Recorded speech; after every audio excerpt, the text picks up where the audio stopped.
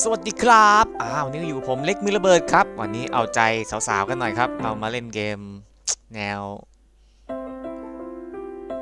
น่ารักกันบ้างเกมคาแคร์คิวคาวอชครับรถมาล้างนะครับเราสามารถเลือกรถได้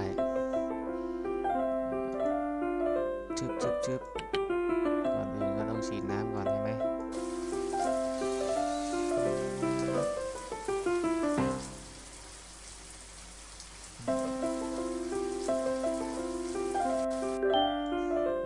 ฉีดน้ำเสร็จ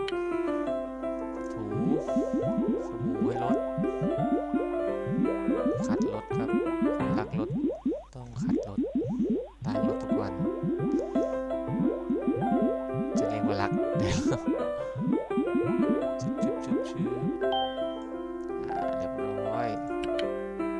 เสร็จแล้วก็ฉีดน้ำอีกที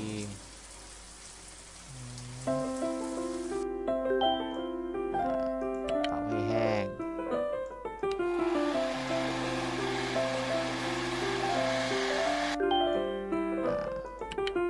อันนี้รู้สึกจะขัดสีฟุ้งฟิ้งกันเลยทีเดียวหมดแล้วจริงๆโอเคไปกันต่อ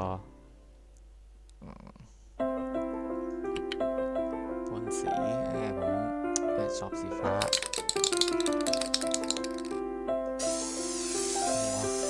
นี่ก็ทำนวัตกรรมใหม่ทำสีรถกันง่ายๆอย่างเงี้ย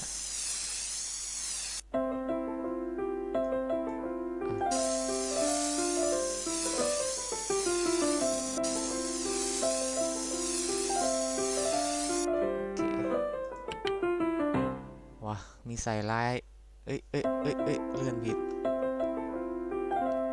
มีใส่ลายให้รถด้วยเดี๋ยว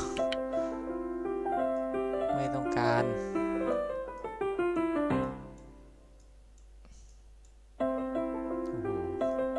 มันมีแต่ลายฟุ้งฟิ้งกระดิ่งแมว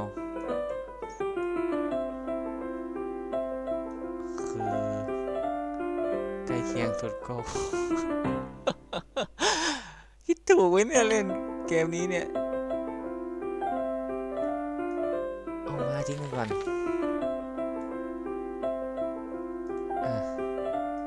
ล้อนี่คอยโดนใจไว้โจหน่อย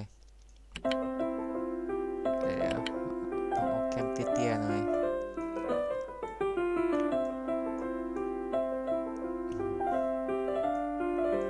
อันนี้แล้วกัน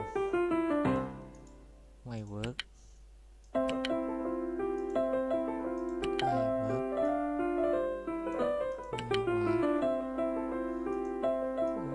ทิ้งไปต้องแบบนี้ถึงจะดูจ้าบนี่เสียงว้าวคู่เสร็จไปแล้วครับฟุ้งฟิ้งกระดิ่งแมวมากเอาละครับ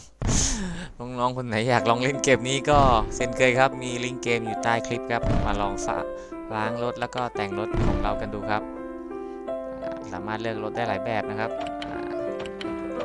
เมื่อกี้ผมเลือกเอาคันนี้ครับฟุ้งฟิ้งกระดิ่งแมวมีเยอะจริงๆหมดแล้วก็ลองล้างแล้วก็ลองแต่งดูครับทำสีอะไรดูก็สนุกไปอีกแบบนะครับสำหรับคลิปนี้ก็ต้องลากันไปก่อนครับขอบคุณที่ติดตามรับชมกันจนจบครับไว้เจอกันใหม่คลิปหน้าครับสำหรับวันนี้ไปกันก่อนแล้วครับสวัสดีครับ